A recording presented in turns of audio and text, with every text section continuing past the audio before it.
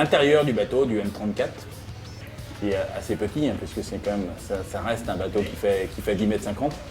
Donc du coup, c'est quand même un intérieur relativement spartiate, où comme tu peux le voir, il n'y a pas grand-chose.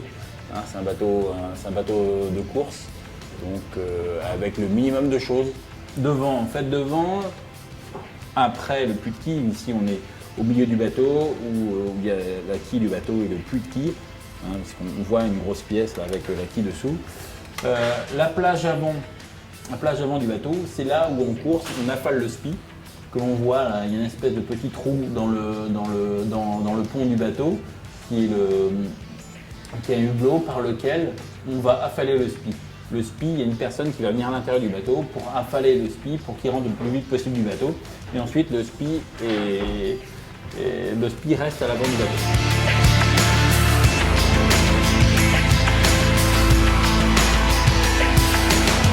Si on recule un tout petit peu, de chaque côté, on voit des espèces de toiles tendues de chaque côté, de part et d'autre du bateau.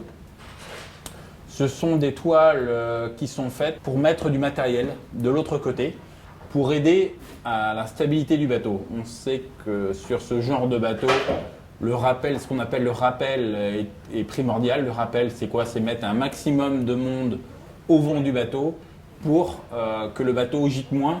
Et lorsque le bateau gîte moins, il aura tendance à accélérer. Donc tout le matériel du bateau, en fait, on le met derrière ces toiles que l'on appelle des toiles de matossage, qui nous permettent vraiment de mettre tout le matériel du bateau du côté au vent, toujours côté au vent. Bien souvent, sur les régates offshore, une personne peut venir dormir ici. Une personne ou deux se repose, dormir est un bien grand mot, mais du moins se repose quelques minutes sur ces sacs-là.